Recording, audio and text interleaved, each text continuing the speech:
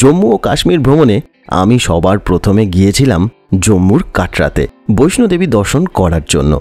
এরপর পেহেলগাম হয়ে গতকাল আমি এসে পৌঁছাই জম্মু ও কাশ্মীরের সবথেকে বড় শহর ও গ্রীষ্মকালীন রাজধানী শ্রীনগরে।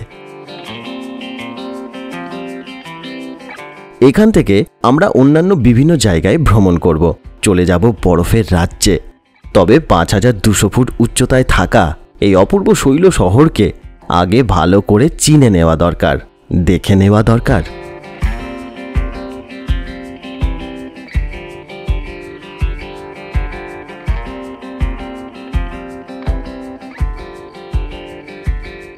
এত সুন্দর এই শহর যে ডাল লেকের ধারে রঙিন শিকারাগুলিকে দেখতে দেখতে দিব্যি একটা বেলা কাটিয়ে দেওয়া যায়। এখানকার শিকারাগুলিকে বলা হয় ওয়াটার ট্যাক্সি। আজকে আমি মায়ের সাথে যাচ্ছি এখানকার বিখ্যাত হযরতবাল মসজিদ, শঙ্করাচার্য মন্দির আর এখানকার অপূর্ব মুঘল বাগানগুলিকে দেখতে। সত্যি বলতে কি, আজকের এই শ্রীনগর ভ্রমণের পর একটি কথা বারবার মনে আসছিল, যেটা এখানকার একটি মুঘল বাগানেই লেখা ছিল, গড় ফিরদৌস বরুয়ে জমিয়স্ত হমিয়স্ত হমিয়স্ত হমিয়স্ত।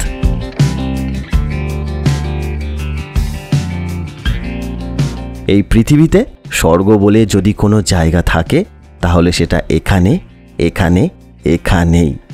এই শ্রীনগরের বিভিন্ন দ্রষ্টব্যগুলি আপনাদেরকে আজকে ঘুরিয়ে দেখাচ্ছি, আর থাকছে হোটেল, খরচ ও ভ্রমণ সংক্রান্ত নানান তথ্যগুলি। সঙ্গে থাকুন।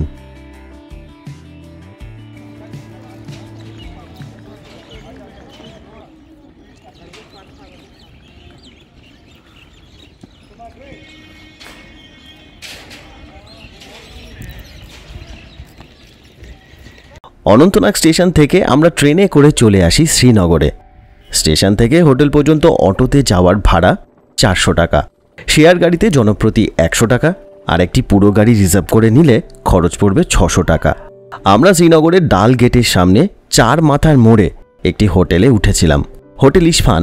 ভাড়া পড়েছিল দিনপ্রতি 1400 টাকা। যোগাযোগ নম্বর দিয়ে দিচ্ছি, তবে মাথায় রাখবেন পর্যটনের মরশুম অনুযায়ী ভাড়া ওঠানামা করে।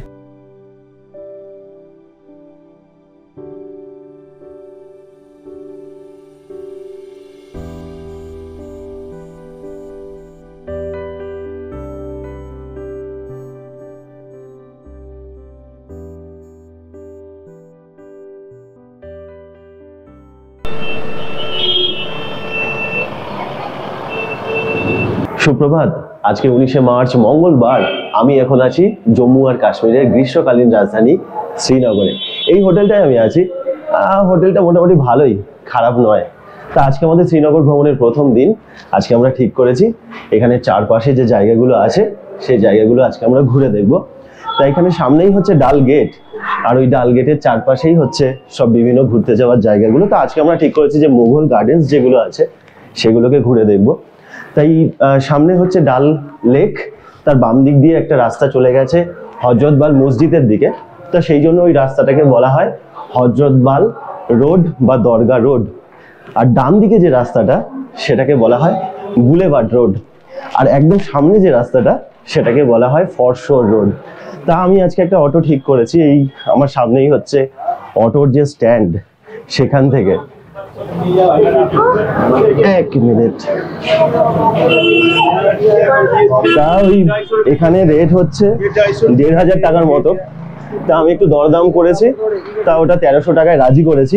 এই হোটেলটায় আমি আছি। এই সামনে হচ্ছে সব হাউস বোট গুলো রাখা আছে। জায়গাটা খুব সুন্দর। আর এই সামনেটায় দেখুন, এই যে সিগন্যালটা আছে, এইখানটায় হচ্ছে অটো স্ট্যান্ড। তাই অটো স্ট্যান্ডটাই আমি কালকে রাত্রিবেলায় কথা বলেছি।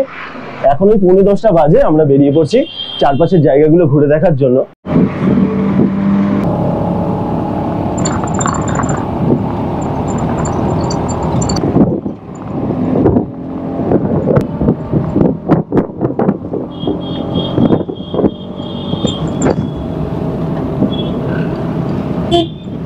দেখো মা, এই বাড়িগুলোর প্যাটার্ন গুলো দেখো কেমন একটা।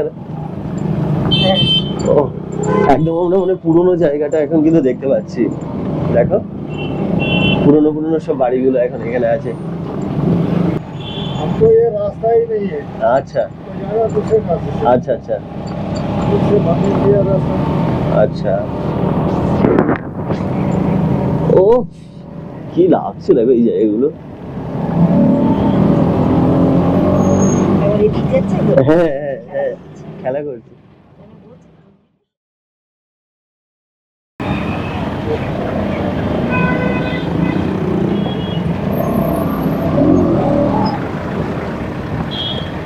আচ্ছা এখানে চিকেন 135 টাকা কেজি।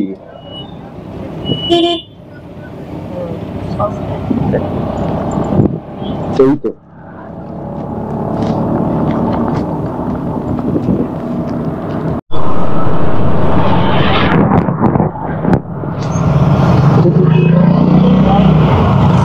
भैया ये लंबा वाला व्हाइट वाला ये क्या है? सब्जी है, सब्जी है, क्या नाम है? तो नबरू, क्या नदरू? अच्छा अच्छा अच्छा ये बहुत महंगा है। महंगा है।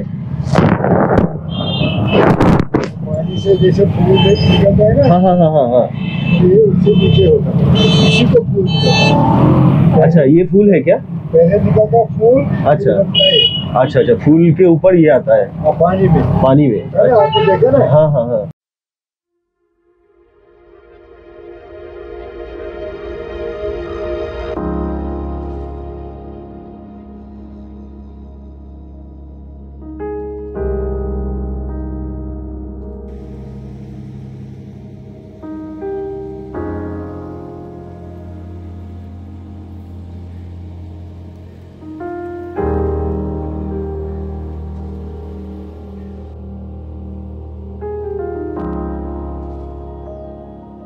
আমি এখন দাঁড়িয়ে আছি হযরতবাল মসজিদের ঠিক সামনেটায়। তাই এই যে মসজিদটার ভিতরে আমরা গিয়েছিলাম দারুণ সুন্দর, আর একটা এত সুন্দর সৌরভ আছে এখানটায়, মানে এত ভালো লাগছে কি বলবো। এদিকে এখন তো রোজার সময় চলছে তো সেই জন্য অনেকে নামাজ পাঠ করছে, তা বেশ মানে একটা অন্যরকম পরিবেশ। খুব ভিতরটা আমি গিয়েছিলাম, তা মহিলাদের জন্য আলাদা, আমার মা ওই বাম দিকে যে রাস্তাটা আছে ওটা দিয়ে গেল, আর আমি এই সোজাটায় গিয়েছিলাম। তা মূল যে সাইনটা যেখানে আছে সেই জায়গাটাতে একটা অদ্ভুত সৌরভ আছে, আর কি সুন্দর একটা ঝাড়বাতি আছে, বড় বড় পর্দা ঝুলছে, আর হচ্ছে কি নিচে যে কার্পেট গুলো রাখা আছে তাতে কি সুন্দর নকশা করা আছে। কুরআনের অনেকগুলো সংগ্রহ আমি এখানে দেখলাম, ভীষণ ভালো লাগলো। সেই যে হযরত মানে হচ্ছে শ্রদ্ধেয়, আর বল মানে হচ্ছে কোনো জায়গা, সেই থেকেই জায়গাটার নাম হয়েছে হযরত বল। আর এই যে রোডটা এটা হচ্ছে দরগা রোড, এই পায়রাগুলো উঠছে না, কি ভালো লাগছে দেখুন। এই মসজিদের একটা বিশেষ জিনিস হচ্ছে এখানে ধর্মপ্রবর্তক যে মোহাম্মদ আছেন তার মাথার একটা চুলের একটা অংশ এখানে রাখা আছে। তার একটা বিশেষ বিশেষ সময় যখন তার জন্মদিন হয় বা তার যে 4টে সঙ্গী ছিল তাদের যে জন্মদিন হয় সেই সময় কিন্তু সেটাকে জনসমক্ষে আনা হয়। তা ওটা অনেকবার নাকি মিসিংও হয়েছিল, তারপরে আবার ওগুলোকে সংগ্রহ করে এখানে রাখা হয়েছে। তা বহু প্রাচীন, সপ্তদশ শতাব্দীতে সম্রাট শাহজাহানের সময় এই যে মসজিদটা আছে এর নির্মাণ করা হয়েছিল। তারপরে অনেকবার পুনর্নির্মাণ হয়। এখন বর্তমান যেটা আমরা দেখতে পাচ্ছি সেটা 1968 সালে নির্মাণ করা হয়েছিল, আর কাজ 11 বছর ধরে চলেছিল। 1979 সালে কাজ শেষ হয়ে গিয়েছিল। তার পাশেই হচ্ছে ওই চার চিনার যেটা আছে সেটা দেখা যায়। আমরা ভিতরটা ঘুরে নিয়েছি, এবার আমরা ওই চার চিনার ওই ডাল লেকেরই একটা অংশ সেটা দেখতে যাচ্ছি। এর সামনে একটা মার্কেটও আছে খুব সুন্দর।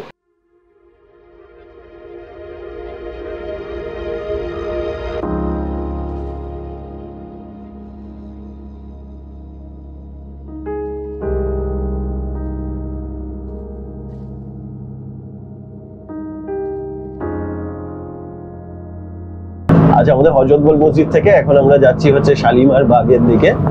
তা আপনাদেরকে আমি সকালেই বলছিলাম যে ডাল লেককে কেন্দ্র করেই এখন চারপাশে যে জায়গাগুলো গড়ে উঠেছে সেগুলো আমরা ঘুরে দেখবো।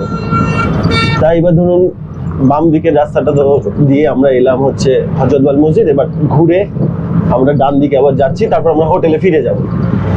তাহলে এখন প্রথমে পড়বে হচ্ছে শালিমার বাগ, তারপরে নিশাদ বাগ, তারপরে টিউলিপ গার্ডেন, তারপরে একটা শঙ্করাচার্য মন্দিরে যাবার একটা রাস্তা, তারপরে আমরা হোটেলে ফিরবো। তাই কাছাকাছি, মানে এবার খুব বেশি নয়, কিন্তু যতগুলো গার্ডেন আছে এত অপূর্ব, আর সেগুলোতে এত সময় লাগবে, মানে ওটাই হচ্ছে ব্যাপার। এক একটা গার্ডেনে মানে যেতে আসতে পুরোটা কভার করে দেখতে দেখতে 1 ঘন্টা সময় লেগে যাবে। তাই এইটার জন্য আপনারা সারাদিন রাখবেন, যদি মনে হয় যে হ্যাঁ সকাল সকাল উঠতে পারছি, তাহলে সকালবেলায় শিকারা চড়ে নিতে পারেন, তারপরে এই সারাদিনটা ঘুরে নেবেন।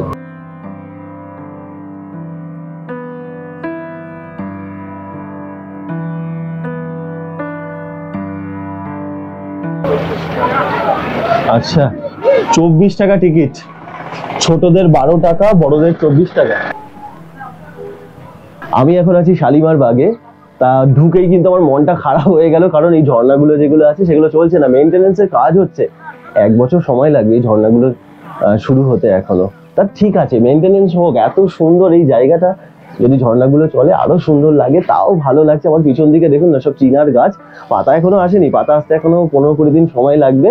সবুজ পাতা আসলে যা ভালো লাগে না, তারপর যখন পাতা ঝরার যে সময়টা আসে, সেই সময়টা তো কালারগুলো একদম আলাদা রকম হয়ে যায়। এখানে অনেক জায়গায় দেখছি সেই পাতাগুলো এখনো পড়ে আছে, কি ভালো লাগছে, মানে কি বলবো, খুব সুন্দর। এই সামনেই হচ্ছে নিষাদ বাগ।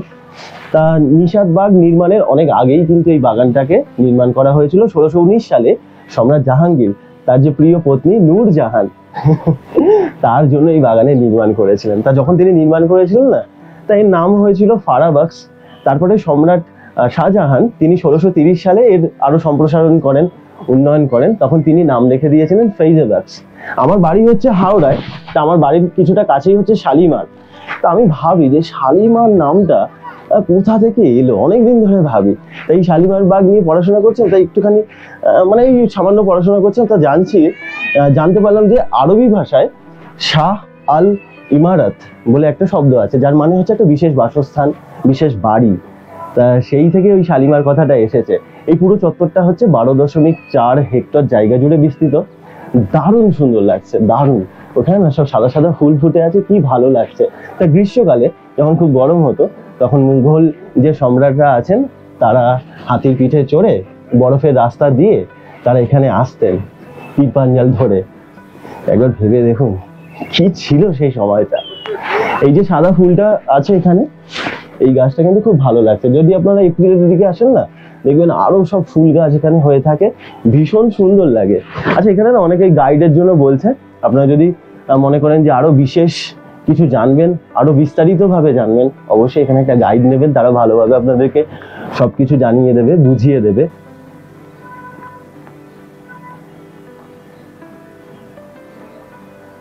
এই যে এত বড় বাগানটা আছে, এই বাগানের না 3খানা পার্ট আছে।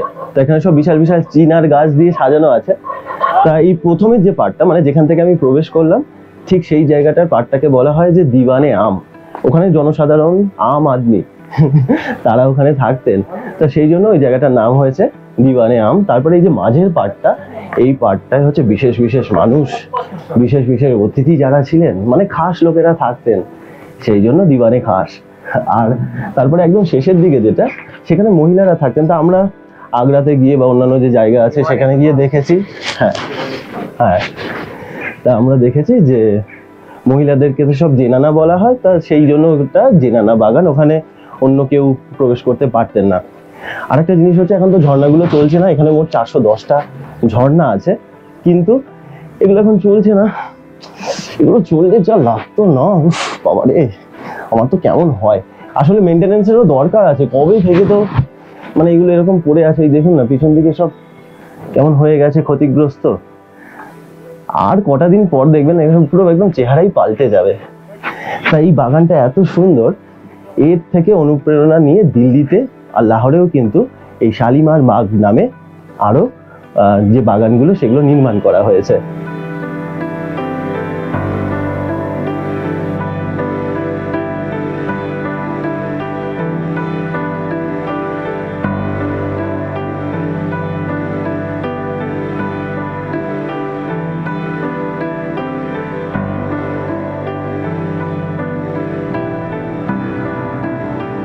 আমি এখন বাগানের ঠিক যে শেষ জায়গাটা সেইখানটায় চলে এসেছি।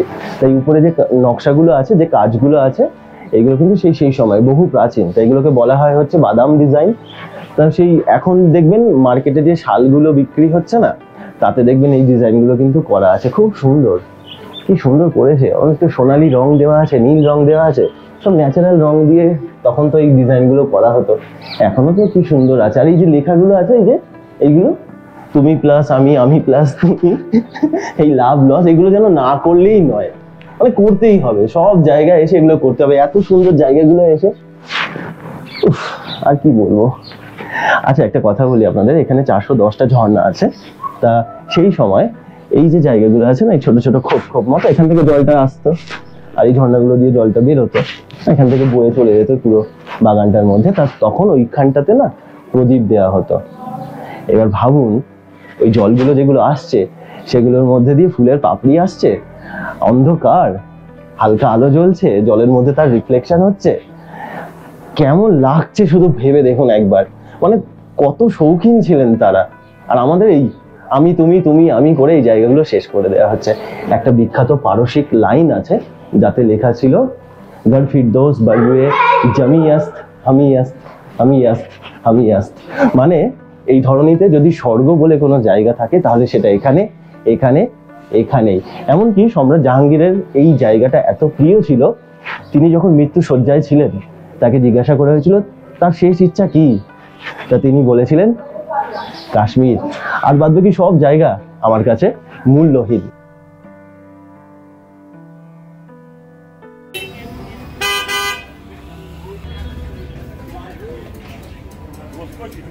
ভালো হয়েছে? আমি তো দেখলাম একটু বাটার দিয়েছে। হ্যাঁ অনেকটা দিয়েছে তাই?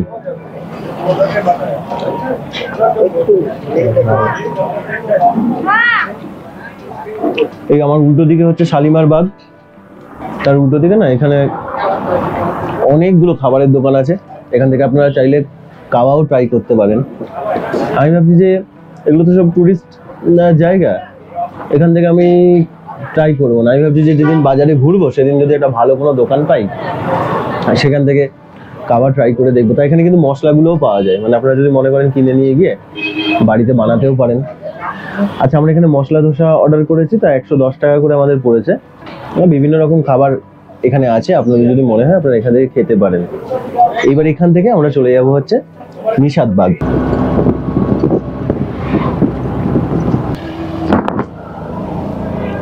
ভিড় হয়েছে।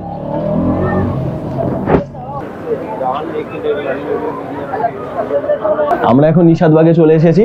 এই হচ্ছে ডাল লেক, আর এই পিছন দিকটায় হচ্ছে জাবারবানের যে পাহাড়, সেটা কি ভালো লাগছে। ওদিকে আবার ছায়া পড়েছে জলের মধ্যে, দারুণ সুন্দর লাগছে। এই নিশাদবাগটা কিন্তু এখানের মধ্যে যতগুলো গার্ডেন আছে তাদের মধ্যে এটা কিন্তু সব থেকে বড়। 19 হেক্টর জায়গা জুড়ে এইটা বিস্তৃত রয়েছে। আমার মা এসো। তা এই নিশাদ কথার অর্থ হচ্ছে আনন্দ বা খুশি, আর বাগান মানে তো বাগান। ঝর্ণা এদিকেও দেখছি কিছু বন্ধ আছে, ওই দিকটায় মনে হচ্ছে চলছে।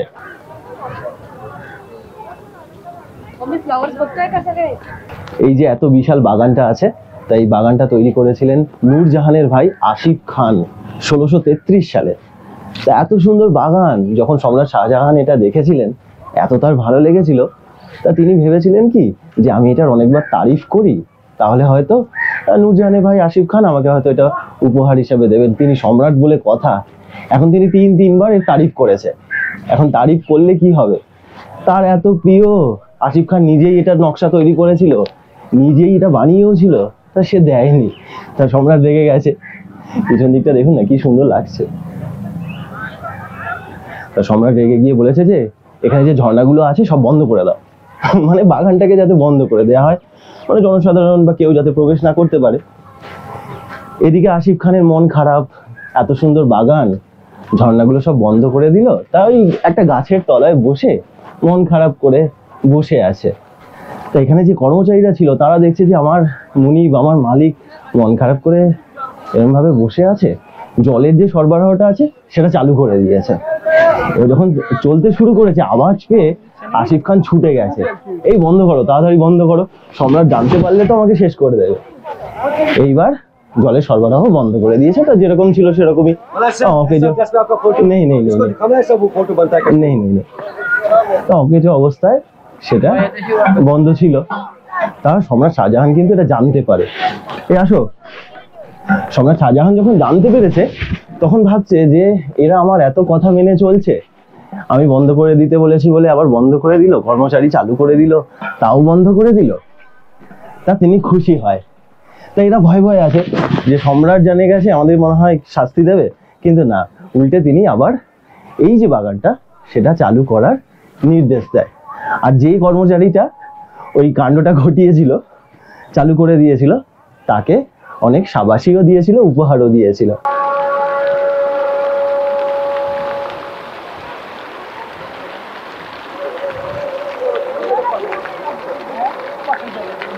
এই এত বড় বাগানটাতে অনেক কিন্তু চিনার গাছ আছে, সাইপ্রেস গাছ আছে, বিভিন্ন রঙিন ফুলের গাছ আছে, ঝাউ গাছ আছে। আর ঝর্ণাগুলো তো চলছে না, ঝর্ণাগুলো যদি চলে যা সুন্দর লাগে। তা কিছু কিছু ওই পিছন দিকটায় দেখলাম যে চলছে, ভীষণ সুন্দর, ভীষণ সুন্দর।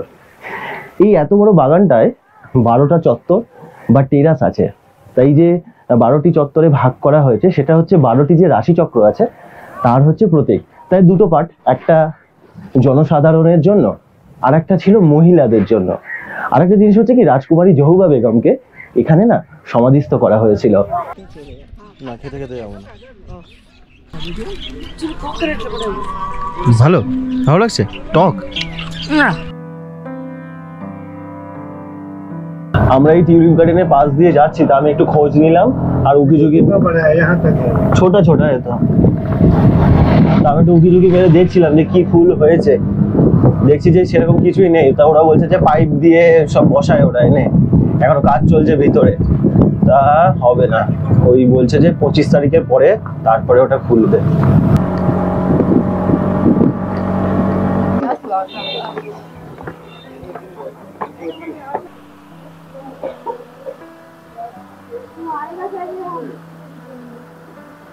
এখানে যতগুলো মুঘল গার্ডেন আছে সবে দেখছি যে ওই একই টিকিটের প্রাইস 24 টাকা, আর ছোটদের হচ্ছে 12 টাকা। এখন আমি চশমে শাহিতে এসেছি। তো এখানে যতগুলো মুঘল গার্ডেন আছে তার মধ্যে এটা সব থেকে ছোট, 1 একর জায়গা নিয়ে এটা তৈরি করা হয়েছে। সবই ওই সপ্তদশ শতকের কাছাকাছি, 1632 সালে এর নির্মাণ হয়। এইটা না সম্রাট শাহজাহান তার ছেলে দারা শিকোকে উপহার দিয়েছিলেন। সুন্দর, এটাও সুন্দর, ছোট্টর মধ্যে পুচকের মধ্যে সুন্দর। তো এখান থেকে কিছুটা দূরে পরিমহল আছে, সেখানে এবার আমরা যাব। তা সেই জায়গাটা ছিল হচ্ছে মানে দারা শিকো ওখানে জ্যোতির্বিদ্যা শিখতেন। এই তো শেষ হয়ে গেল, একদম অল্প একটু, তবে সুন্দর, ছবি টবি তোলার জন্য খুব ভালো। এখনো পর্যন্ত আমি যতগুলো দেখলাম তার মধ্যে এই জায়গাটা সব থেকে উঁচু লাগছে। হ্যাঁ, সব থেকে উঁচুই লাগছে। ওইখান থেকে জল আসছে ঝর্ণার, সেইটাকে কেটে কেটে ধাপে ধাপে করা হয়েছে। এই যে জল পরিষ্কার, ঠান্ডা, ঠান্ডা, খুব ঠান্ডা। এই দিকটায় জাবার বান, ওদিকটায় ডাল লেক, পীর পাঞ্জাল, ভালো। চলুন, হয়ে গেল। এবার এখান থেকে পরিমহল দেখি কেমন জ্যোতির্বিদ্যা কেন্দ্র ছিল ওটা। हाँ 5000 में ही हुआ है डन। अच्छा ये थोड़ा ऊपर है क्या पड़ी महल? बाबा रे,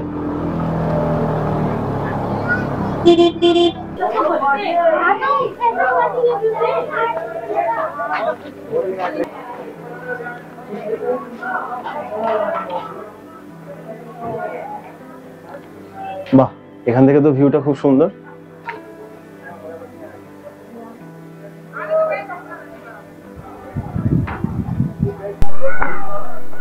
বেশ অনেকগুলোই সিঁড়ি আছে, কিন্তু ভিউটা এখান থেকে মারাত্মক হবে উপর থেকে। ওই কতগুলো হবে, গোটা 25টা। ভিউটা দেখুন এখান থেকে কি সুন্দর। ও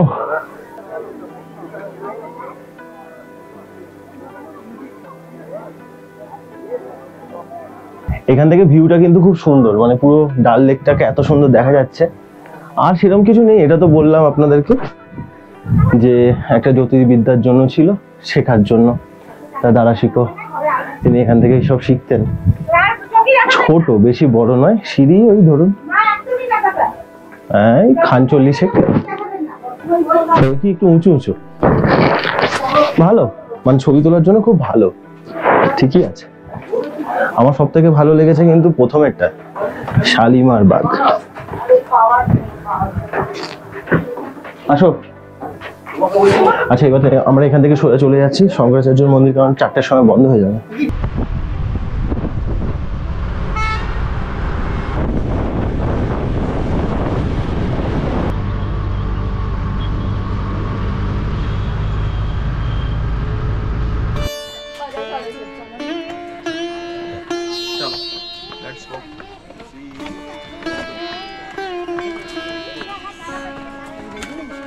আমরা এখন যাচ্ছি শঙ্করাচার্য পাহাড়ে একটা শিবের মন্দির দেখতে। তা আদি শঙ্করাচার্য তিনি নাকি এখানে এসেছিলেন, তা তার নাম থেকেই এই পাহাড়ের নাম হয়েছে শঙ্করাচার্য পাহাড়। তাই এর উচ্চতা অনেক। আর আমরা এই যে উঠছি 1000 ফুট উঁচুতে উঠতে হচ্ছে, সিঁড়িগুলো খুব মানে চড়া চড়া, বড় বড় পা ফেলতে হচ্ছে। তো এখানে ট্রাইপড কিছু অ্যালাউ নয়, মাইকও অ্যালাউ নয়, শুধুমাত্র ক্যামেরা অ্যালাউ করে। এই পাহাড়ের উচ্চতা মানে যেখানে মন্দির আছে সেটা হচ্ছে 6077 ফুট। তাই এই মন্দিরকে সব দিক থেকে জম্মু কাশ্মীরের যে প্রাচীন মন্দিরগুলি আছে তার মধ্যে থেকে পুরনো বলে মনে করা হয়। রচয়িতা কলহন বলেছেন 371 খ্রিস্টপূর্বাব্দে রাজা গোপাদিত্য এই মন্দিরটা নির্মাণ করেছিলেন। তারপর অনেকবার এর সংস্কার হয়, পুনর্নির্মাণ হয়। একদম উপর থেকে যা সুন্দর ভিউ দেখা যায়, দারুণ সুন্দর সেটা। না, ধীরে ধীরে যা উঠলে কিন্তু ওঠা যাবে। অনেক বয়স্করাই উঠছে, পুচকেদের কোনো মালুম নেই, অত তত্তর করে উঠে যায়। যাদের একটু হাঁটু সমস্যা বা কিছু আছে তারা একটু ধীরে ধীরে যাবেন, হয়ে যাবে। সেরকম একটা নয়, মানে কতগুলো সিঁড়ি হবে, 50 200টা আছে।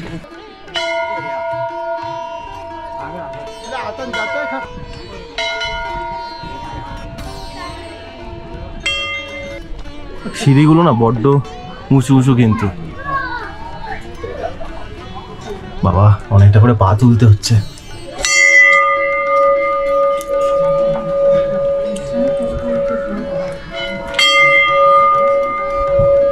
ফটোগ্রাফি আর অ্যালাউ নয়, বন্ধ করতে হবে।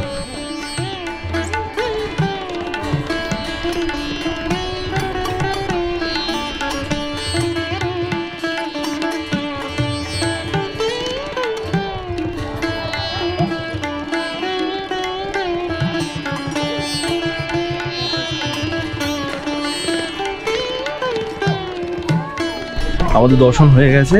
তা আমি ওখানে লেখা ছিল 240টা সিঁড়ি আছে, কিন্তু যেহেতু সিঁড়িগুলো একটু মানে হাইটগুলো একটু উঁচু উঁচু, সেই জন্য